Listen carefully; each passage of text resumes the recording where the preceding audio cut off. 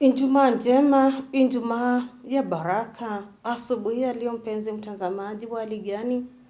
Ninatumai kwamba furaha asubuhi ya leo imeweza na kubisha mlango wako, ama itaweza na kubisha mlango wako. Maana neno la Mwenyezi Mungu tuimiza kwamba usiku unaweza kuwa mrefu sana. Usiku unaweza kupitia mengi. Usiku unaweza ukakosa hata amani, ukakosa hata usingizi. Lakini asubuhi yake furaha ikaweza na kubisha mlango wako. Ni maombi yangu ya kwamba furaha ikaweze na kubisha mlango wako, na hata kama ulikuwa na hiyo furaha ikaweze na kuongezeka katika jina la Yesu Kristo. Maana watu tunaabudu Mungu ambaye anatujali, watu tunaabudu Mungu ambaye anatuona vile yale yote ambayo tunayapitia, yale yote ambayo tumeweza na kuyaona, yale yote ambayo tumeweza na kuyafanyiwa. Yani tunaabudu Mungu ambaye huona hayo yote. Hivyo basi kwa asubuhi ya leo, karibu sana katika kipindi cha Manyunyu ya Baraka. Tuzidi kubarikiwa pamoja na mtumishi wa Mwenyezi Mungu ambaye ni Pastor Zacchaeus Kaesa kutoka kanisa la ABC Konza City Muka Pastoret Makueni Sabwendi Quarter. Ninatumai kwamba baraka nazo utaweza na kuzipokea kwa wingi kupitia kama vile ambavyo hiki kipindi kinaitwa Manyunyu ya Baraka, kunyunyuziwa baraka kwa wingi. Asubuhi ya leo karibia katika runinga yako ili ukaweze kuchota hizo baraka, ukaweze na kuogelea ndani ya hayo manyunyu ya baraka ili ukaweze na kuzipokea kwa wingi. Karibu, tubarikiwe. Hujambo mtazamaji. Bwana anakupenda na anakujali. Karibu tukapate kushirikiana kwa pamoja katika kipindi cha Manyunyu ya Baraka. Somo letu asubuhi ya leo tulipata katika waraka wa Filipi, sura yake ni ya 2 aya 3 hadi ya 5. Msitende neno lolote kwa kushindana, wala kwa majivuno, bali kwa unyenyekevu kila mtu na amheshimu mwenziwe kuwa bora kuliko nafsi yake. Kila mtu asiangalie mambo yake mwenyewe, bali kila mtu aangalie mambo ya wengine. Iweni na nia hiyo hiyo ndani yenu, ambayo ilikuwa pia ndani ya Kristo Yesu. Na tuombe. Mungu Baba, Mungu Mwana na Roho Mtakatifu, asante kwa ajili ya uwepo wako pamoja nasi asubuhi njema ya leo. Tunaomba Baba ukatupe kusikiliza mapenzi yako kupitia neno lako. Naomba ukapate kumuandaa yule mtazamaji na msikilizaji, Mungu wetu, ili akapate kuinuliwa kiroho. Mungu uwe pamoja nasi na utubariki. Ikiwa kuna jambo lolote kinyume cha mapenzi yako, tunaomba msamaha mbele zako. Kwa Yesu Kristo aliye Bwana na mkombozi wetu tumeomba. Amen. Mtazamaji wangu, asubuhi ya leo tutazungumzia sana juu ya kukaa maisha ya kunyenyekea ama maisha ya unyenyekevu. Unyenyekevu ni jambo la maana sana maishani. Unyenyekevu, Yesu aliishi maisha ya kunyenyekea kwa Baba yake ambaye ni Mungu. Kwa ajili ya kuonyesha unyenyekevu utapandishwa, lakini kwa ajili ya kujiinua ama kujiinua utashushwa. Mtazamaji wangu, je, heri kupandishwa kuliko kushushwa?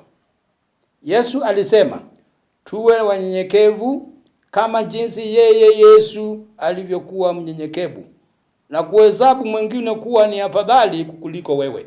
Mtazamaji, je, unahesabu mwingine kuwa ni bora kukuliko, ama unajiona ni wewe tu? Mtazamaji wangu, hiyo ni kwenda kinyume na maandiko.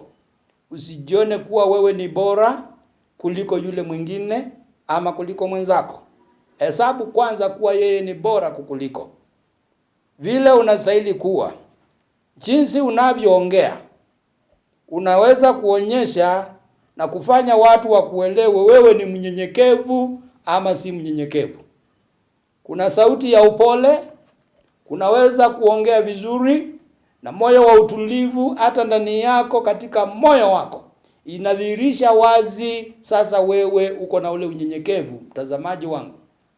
Kwa hivyo basi, kama kuna kule kukaa yale maisha ya kujinua, yale maisha ya kutisha kila wakati, usiniambie, sitaki kusikia, niko hivi, sina wakati wako, hayo ni majivuno, na hiyo ni kujinua. Nyenyekea, chukua muda wako, msikize mwenzako na ujue taabu na shida zake ni nini, lakini usiweze kumdharau na hata kumpuuza, ni kama kumtupilia mbali. Hiyo ni kinyume cha neno la Mungu. Mtazamaji, unyenyekevu unastahili kuonekana hata pale kwa nyumba. Wewe na mume wako, wewe na mke wako, mnaishi namna gani? Kwa sababu jinsi mnavyoishi, jinsi watoto wataweza kusoma ule mwenendo mlio nao.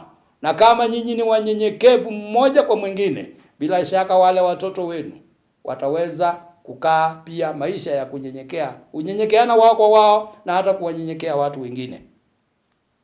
Mwenye kunyenyekea wakati wote hana uhuru kamwe wa kukasirika, kwa sababu kukasirika maishani hakuleti matokeo mazuri.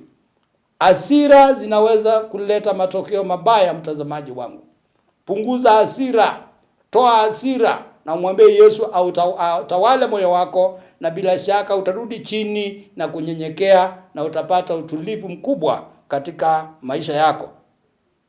Kukubali kuomba msamaha unapokosa ni njia moja ile ya kuleta unyenyekevu na watu kushirikiana, kuleta utulivu mahali.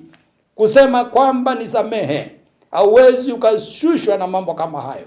Hauwezi kwenda chini ama utambulike wewe si binadamu tena kwa ajili ya kuomba msamaha. Kuna mambo yanaenda pamoja na mengine, na hii ni jambo moja. Ukiwa mnyenyekevu unaweza kukaa na maisha ya kuomba msamaha. Usione ya kwamba kila wakati ni wewe unakosewa. Usione wakati kila wakati ni wewe unadhulumiwa, na uanze kuona ya kwamba hakika hakuna haja ya kunyenyekea, hakuna haja ya kuomba msamaha. Kuna watu wanaona watu si watu. Watu ni kama wanyama, kwa sababu ndani ya ule moyo wako hauna utu.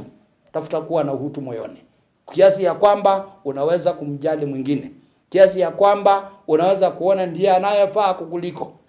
Kuna watu wakienda mahali kwa afisi, anaona ile kazi tu ni yeye anaweza, na akiona mwenzake ambaye anaweza sifanye hiyo kazi pia, anaweza chukia yeye na kuona ya kwamba ile kazi iko hapa, hauiwezi, ni mimi tu ninaweza. Sasa je, ni wewe unaweza kiasi gani ambacho mtu mwingine hawezi akafanya?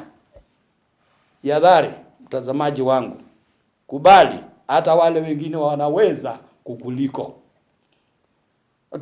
Kiangalia katika Biblia, naweza kusoma ya kwamba usifanye chochote kwa moyo wa fitina, kwa moyo wa majivuno. Fanya yote kwa ajili ya utukufu wa Mungu. Usijivune, tulia tu, uwe mtulivu, uwe mpole, uwe mnyenyekevu, na watu wataona ya kwamba huyu anafaa, kwa sababu Kristo mwenyewe Yesu aliishi maisha hayo ya utulivu na kunyenyekea. Yesu hakuweza kuwasumbua kwa watu, lakini kuna mtu ambaye anaweza kuwa anasumbua na hata wale wengine, hata kwa ploti, hata mtaani, hata pale kijijini, kwa sababu ya majivuno yako. Nyenyekea ndugu yangu, nyenyekea dada yangu.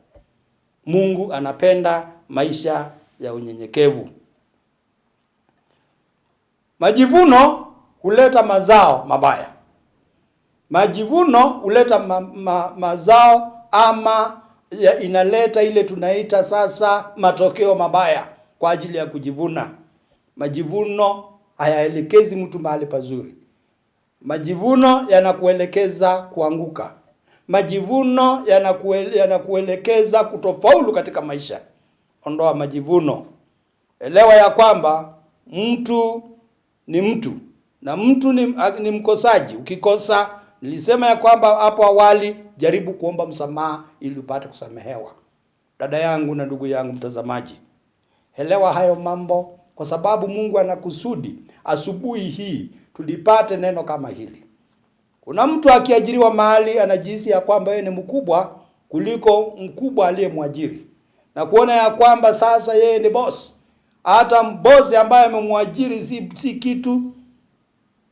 Nataka kupa mfano moja. Mtu mmoja alipelekwa katika ofisi fulani na akaanza kuchukua kazi, hata kazi ambayo sio yake, na akaanza kupeleka mambo ni kama anataka withdraw. Boss akalile kiti, lakini majuto ni mjukuu. Baadaye ni alianguka kwa ajili ya kutaka kujiinua, kwa ajili ya kutaka kujipa mamlaka kwa njia ambayo haifai. Ndugu zangu ama ndugu yangu, nyenyekea kila wakati. Mungu anataka unyenyekevu. Kujenga ukuta na kuona ya kwamba ni wewe unaweza, hiyo ni kujenga ukuta, au building the bridge, yaani kujiwekea ukuta kiasi ya kwamba unajikava mwenyewe. Tafadhali mtazamaji wangu, usijenge ukuta wa kujitetea. Usijiweke ukuta wa kujitetea kiasi ya kwamba wewe ni mnyenyekevu na ila tunakuona kwa vitendo. Macho tuko nayo, masikio tuko nayo. Unaonekana vizuri jinsi ulivyo. Na kwa wale ambao tunajaa unyenyekevu, kio wewe mtazamaji ni mnyenyekevu, hongera. Bwana akupe kuendelea na mwenendo huo wa kunyenyekea, maana kuna baraka. Tabia kama hiyo inaweza kumfanya kukosa kazi ya majivuno, kwa sababu sio wote wanaopenda kukaa na watu wenye majivuno mahali. Unaweza ondolewa tu, na ukiondolewa kazi litaendelea. Si ati kazi litakwama, si ati ni wewe ulikuwa mwisho wa kazi pale, sasa kazi litaendelea kawaida. Ndugu yangu, angalia mambo hayo. Unyenyekevu unaleta mambo yafuatayo. Jambo la kwanza, unaleta inajenga unyenyekevu, unajenga daraja ama kivukio cha kuvuka na kwenda hatua nyingine, kwa sababu wewe ni mnyenyekevu. Bila kunyenyekea, hakuna mtu anakuelewa, hakuna mtu atakuelewa, hakuna mtu ataona ya kwamba kuna haja ya cheo kiko mbele, la, kwa sababu wewe si mnyenyekevu. Kuelewa dhambi na kutubu. Mtu mnyenyekevu anaweza kuelewa dhambi zake, anaweza kuelewa dhambi alilotendea mwingine na kuenda mbele na kutubu na kusameheana na hiyo ishe. Jambo la tatu, upatanisho, reconciliation. Ule upatanisho unaweza kupatikana kupitia kunyenyekea. Kama watu hawanyenyekeani, basi hakuna upatanisho, ni marumbano kila wakati, maneno makali na hata kuona mtu hafai. Jambo la mwisho, kuwatii wakuu. Jaribu sana kuona ya kwamba submit to authority, kuwatii wakuu ni jambo la maana kabisa. Mtazamaji wangu, tazama, Yesu alikuwa mnyenyekevu. Kuna watu ambao unaweza kuwasoma katika Biblia, wale ambao ni kielelezo kama Bwana Yesu, Yusufu, Mariamu na wengineo kama Musa na hata Ibrahimu. Hao watu wote waliweza kuwa na unyenyekevu. Bwana aibariki neno lake. Tuombe mtazamaji. Baba Mwenyezi Mungu, Baba wa Bwana wetu Yesu Kristo, sifa na utukufu ni zako milele na milele. Wakati huu mwema na muombea mtazamaji, mahali ambapo atainuka na kwenda katika shughuli zake za siku, kapate kuenenda pamoja naye, ukamtie nguvu, mpe kuwa na unyenyekevu mahali anapofanya kazi, mahali anapokaa nyumbani mwake na watu wake. Baba, mpe moyo na roho ya unyenyekevu kama vile Yesu Kristo, na jina lako litukuzwe. Kwa Yesu Kristo aliye Bwana mkombozi wetu tumeomba. Amen. Waumini ama Wakristo tunafaa kuiga nia ya Kristo. Nayo nia ya Kristo ni gani asubuhi ya leo? Hilo ndilo ningetaka nikaweze na kuacha kwamba umeweza na kushika. Nia ya Kristo hiyo ambayo tunahimizwa kwamba tunafaa na kuiga ni gani? Yaani ni kwamba tukaweze na kuishi maisha ya unyenyekevu, tukaweze na kujitolea katika kazi yake na kuheshimiana ili kujenga umoja na upendo. Hiyo tu ndio nia ya Kristo. Tukaweze na kumuiga kwa kukaa katika unyenyekevu. tukiwa na umoja, tukiwa na upendo. Ukiona yule mwingine unamuona ni mtu ambaye anafaa hata wewe mwenyewe, hata kukuliko huyo mwenyewe, na kuheshimiana. Tuheshimiane, heshimu yule mwingine ili akaweze pia na kukuheshimu. Heshima ni two-way traffic.